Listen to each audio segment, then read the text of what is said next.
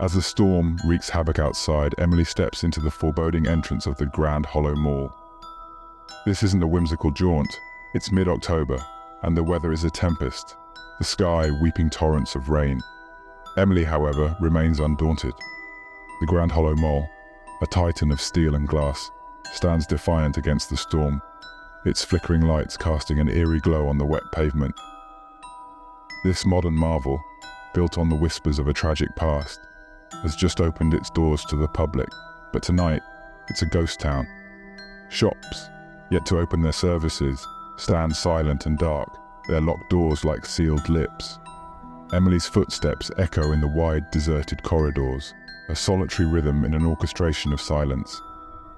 But even in this desolation, there's a pull, an undercurrent of intrigue. Somewhere in the distance, a piano croons a slow, melancholic tune. Emily ventures deeper into the mall, drawn by the faint, melancholic piano melody. The music guides Emily to a hidden antique shop tucked away in a neglected corner of the mall. The sign, Melody's Antiques, adorns the front, its elegant carving barely visible under a layer of dust. As she pushes the door open, the music stops abruptly.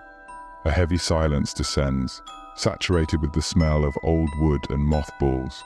The shop is a labyrinth of time-worn treasures, each carrying a story shrouded in history. The air is thick with a sense of mystery that clings to every object.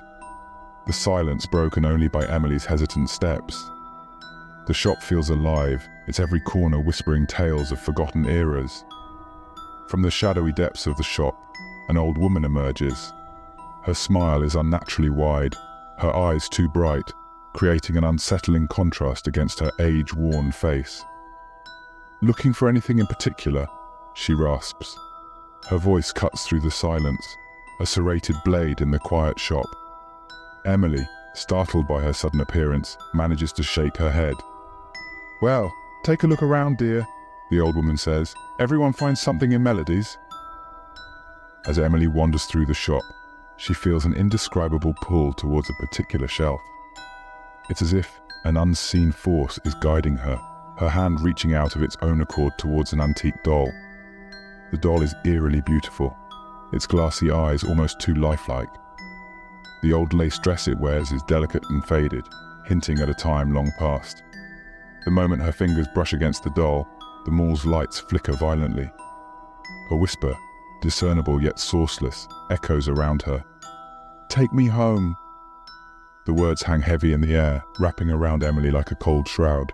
As Emily's fingers brush against the doll, the mall's lights flicker violently and a whisper echoes around her. The whisper, ethereal and disembodied, demands, "Take me home." It hangs in the air, a chilling command soaked in old magic. A surge of fear grips Emily, her heart pounding like a war drum in her chest. She recoils, the doll slipping from her trembling hands. It hits the ground with a heart-stopping crack, its glassy eyes fracturing, shooting spiderwebs of tiny fissures across their surface.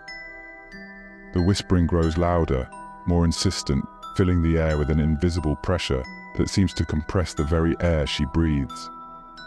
Suddenly, the old shopkeeper is there, her previously bright eyes now dark voids in her wrinkled face.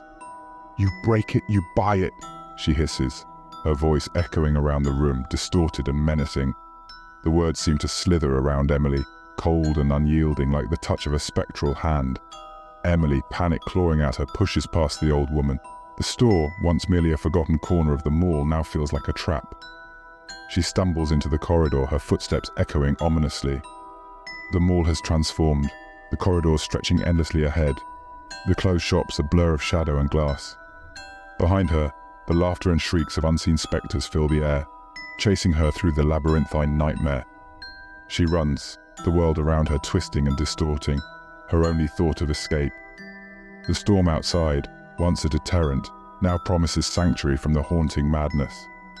She pushes through the heavy doors, the rain immediately drenching her, the storm's chaos a welcome relief from the spectral terror inside. Emily escapes into the stormy night, leaving behind the old woman and the antique doll. As she looks back, her breath hitching in her chest, she sees the old woman standing in the doorway, the doll cradled in her arms. Its cracked eyes gleam in the dim light. a final reminder of the haunted encounter. The sight sends a shudder down Emily's spine, a chilling conclusion to her nightmarish visit to the Grand Hollow Mole. Emily bursts through the mall doors into the stormy night, her heart pounding in her chest. The rain is a cold shock against her skin, but it's a welcome sensation compared to the unnerving warmth that had filled the antique shop. The night is a swirling mass of wind and water, but it's a sanctuary compared to the labyrinthine nightmare she had just escaped.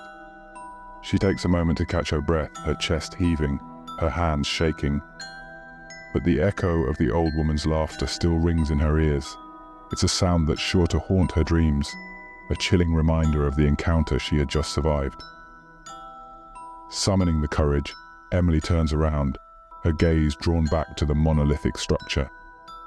It stands there, a haunting silhouette against the stormy sky.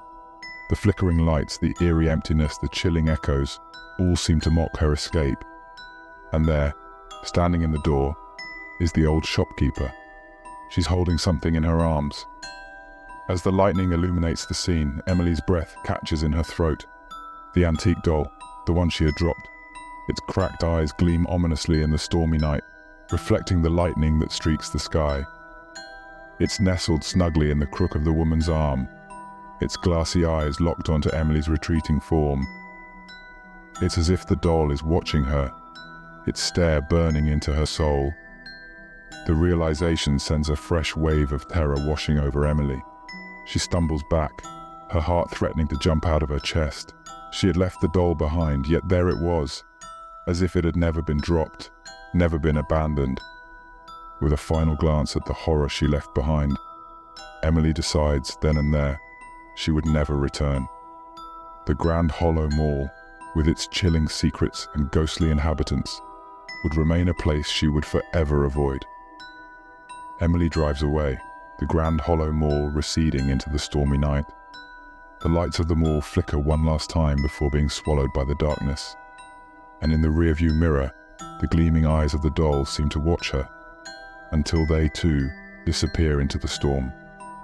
Emily never returns to Grand Hollow Mall, and soon the locals begin avoiding it too. The tale of her chilling encounter spreads through the town like wildfire, igniting whispers and rumors of a cursed store and its ghostly shopkeeper. As fear grips the heart of the community, the once bustling mall begins to be shunned. The doors of the Grand Hollow Mall, which once swung open to welcome enthusiastic shoppers, now echo with a haunting emptiness. The once vibrant corridors, filled with the promise of commerce, are now grim and desolate. The faint melody from Melody's Antiques, once a beacon of intrigue, now tolls like a spectre's lament. The mall, which had risen from the ashes of a forgotten textile factory, now stands abandoned. The echoes of its past, once muted by the hum of progress, now resonate in its hollow halls. The Grand Hollow Mall, once a symbol of progress, now stands as a chilling reminder of the forgotten past.